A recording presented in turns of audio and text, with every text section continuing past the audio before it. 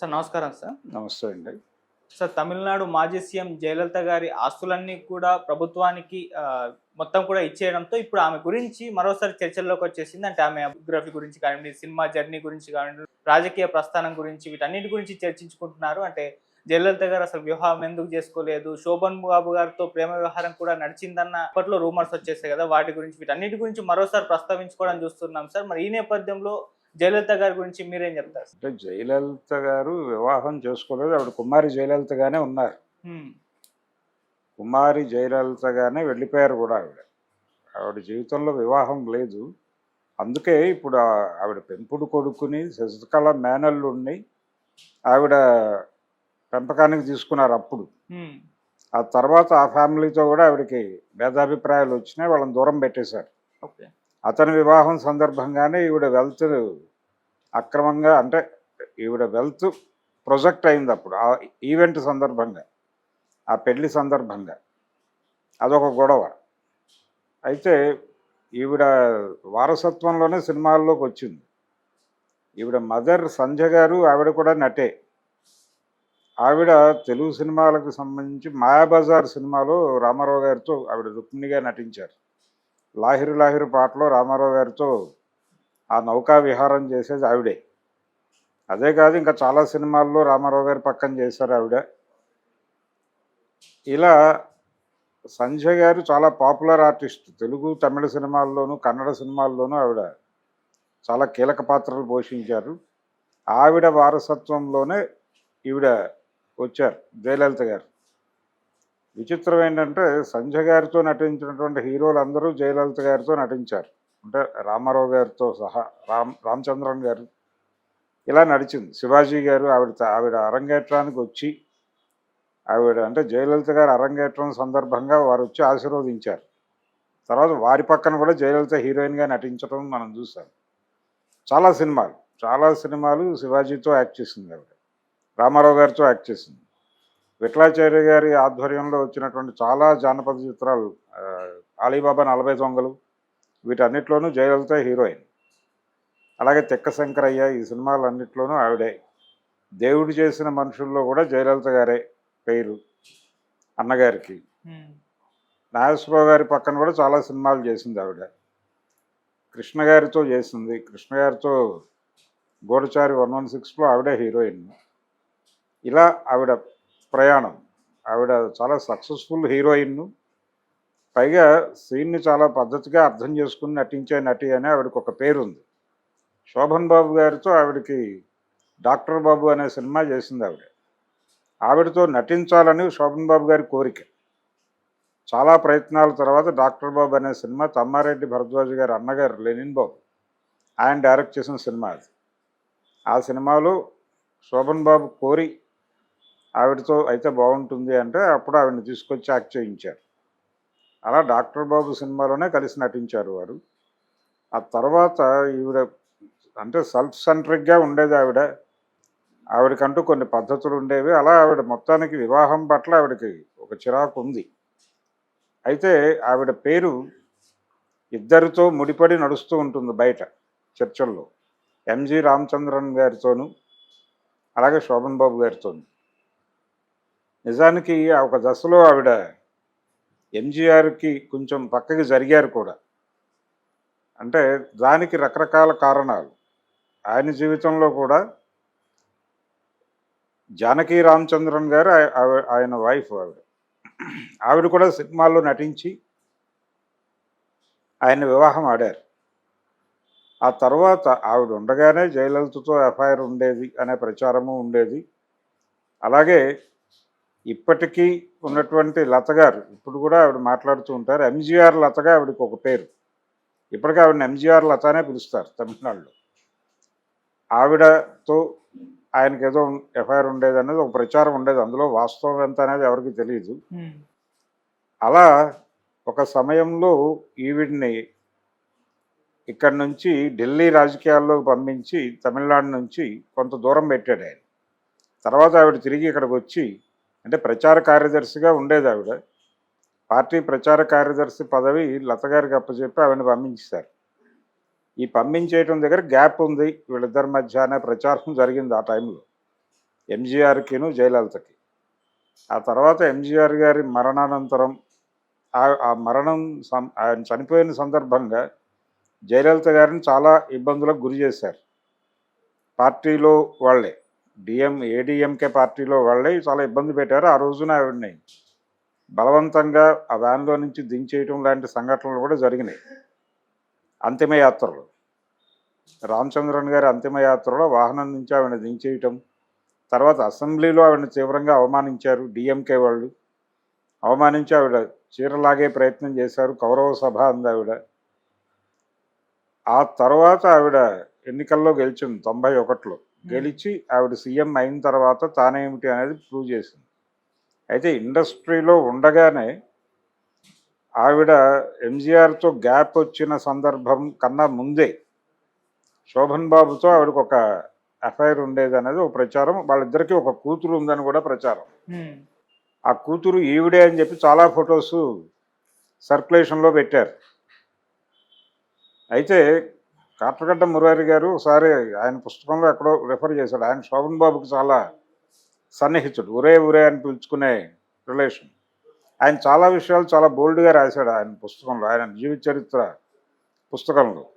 ఎంత బోల్డ్గా రాశాడంటే వి మధుసూదన్ రావు గారికి కాంచన గారికి ఒక ఎఫ్ఐఆర్ ఉండేదని ఒక ప్రచారం ఉండేది. ఈయన చాలా అలవోకగా దాన్ని ఆ విషయం నిజమే అన్నట్టుగా ప్రపంచం ముందు పెడతాడు మురారి. ఎలా అంటే ఓ రోజు మధుసూదన్ రావు గారితో ఏదో పనుండి ఆయన కలవటం కోసం ప్రయత్నం చేశాను. ఆయన కాంచన గారి ఇంట్లో ఉన్నారని తెలిసి అక్కడికి వెళ్ళి మాట్లాడాను, ఆయన అక్కడే ఉండేవాడు అని రాశాడు ఈయన. అంటే ఒక నిర్ధారణ, బయట ప్రచారంలో ఉన్నటువంటి దానికి ఒక నిర్ధారణ ఇచ్చినట్టుగా చదివిన వాళ్ళు అనుకున్నారు. ఆయన నేను అలా చెప్పలేదు కదా అన్నాడు తర్వాత ఒక ఇంటర్వ్యూలో. ఆయన ఆ టైంలో అక్కడ ఉన్నారు, అక్కడే ఉంటారని తెలిసి వెళ్ళాను, నేను అదే రాశాను. అయితే మురారి గారు కూడా ఈ విషయం ప్రస్తావించాడు. ఈ ఎఫ్ఐఆర్కి సంబంధించిన ప్రస్తావిస్తూ కొన్ని ఫొటోస్ సర్క్యులేషన్లో ఉన్నాయి. ఆవిడ వడ్డన చేస్తూ శోభన్ బాబు గారికి వడ్డన చేస్తున్నటువంటి ఫొటోస్ బయట ఉన్నాయి, రిలీజ్ అయ్యి ఇంటర్నెట్లో అవైలబుల్ ఆ ఫోటోలు. అయితే మురారి గారు ఏం చెప్తారంటే కొన్ని సినిమాలు ఆవిడ ఇంట్లో షూటింగులు జరుపుకున్న సందర్భాలు ఉన్నాయి జయలలిత గారి ఇంట్లో. ఈయన గోరింటాకు సినిమా కూడా కొంత అక్కడ షూట్ చేశారు. ఒక ధనవంతుల ఇల్లు అవసరమై అక్కడ షూట్ చేశారు ఆ ఇంట్లో, ఆవిడ పర్మిషన్ తీసుకుని. ఆ సందర్భంగా ఆవిడ మీరు బయట ఎక్కడ భోజనాలు అవి బయట నుంచి వద్దు, ఇక్కడే ఏర్పాటు చేస్తానని ఆవిడే చెప్పి ఆ రోజు వడ్డను కూడా ఆవిడే చేశారు. ఆ సందర్భంగా తీసిన ఫోటోలు మిగిలిన వాళ్ళందరినీ అవాయిడ్ చేసి ఈ ఫొటోస్ మాత్రమే బయట సర్క్యులేట్ అవుతున్నాయి అన్నట్టుగా ఒక మాట చెప్పాడు ఆయన.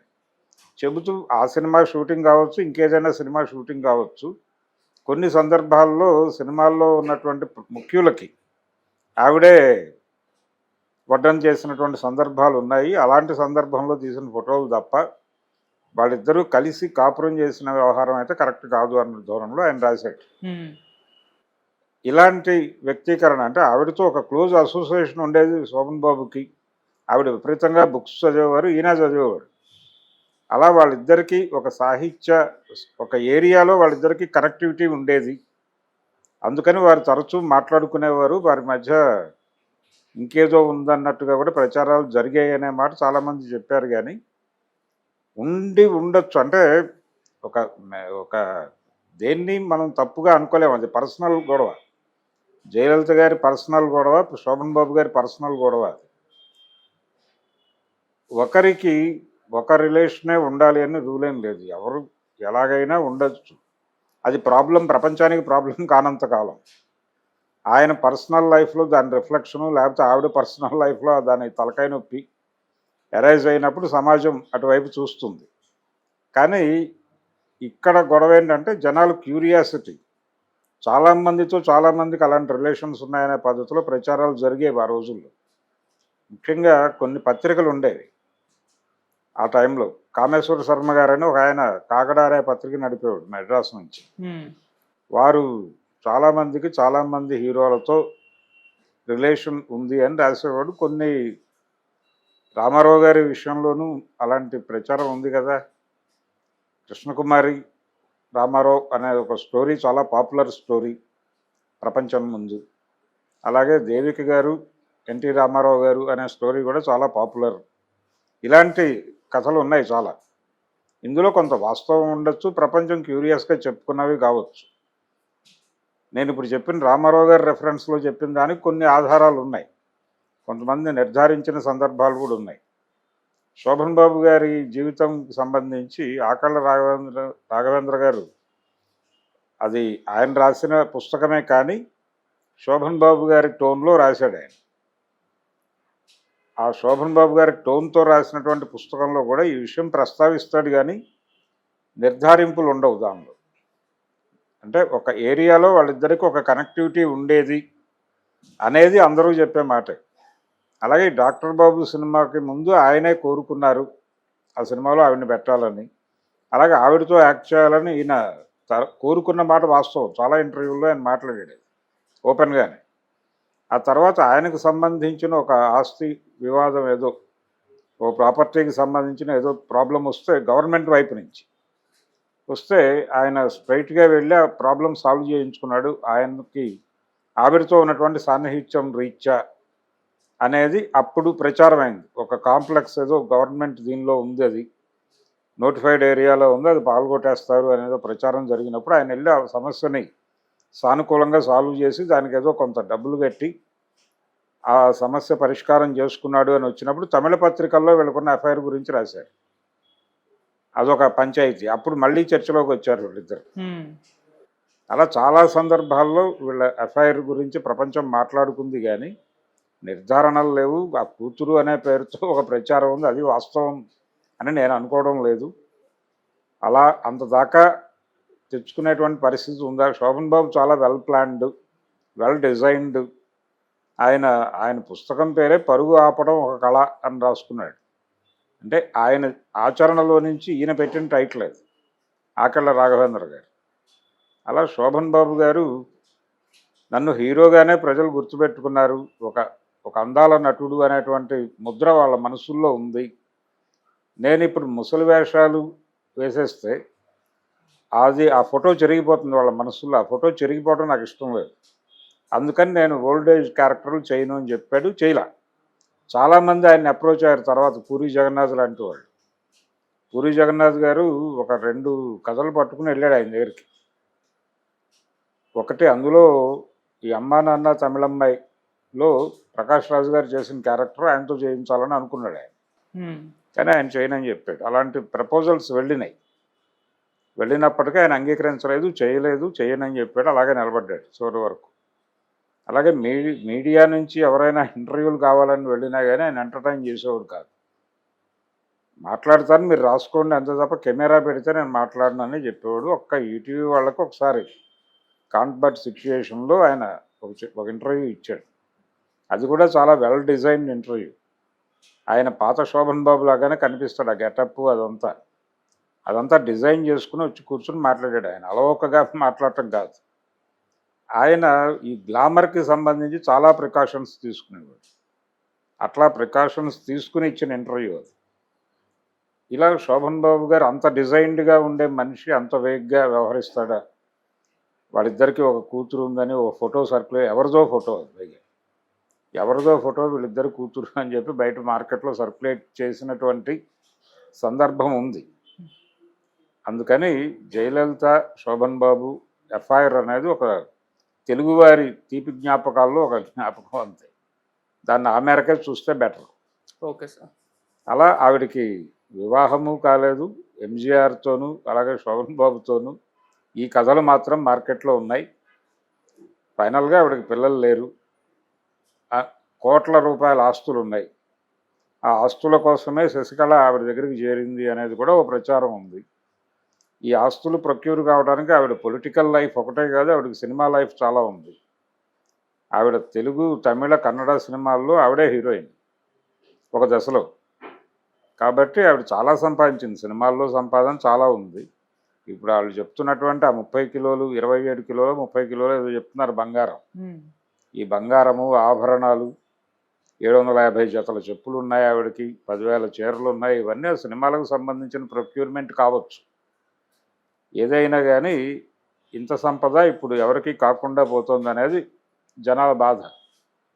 ఆవిడకి ఒక కాకినాడ రిలేషన్ కూడా ఉండేది. అంటే సంజయ్ గారి ద్వారా సంజయ్ గారు ఒక ఒక డివోర్స్ తీసుకున్నారు ఆవిడ. ఆ సందర్భంగా కాకినాడ రిలేషన్ కూడా ఉంది వీరికి.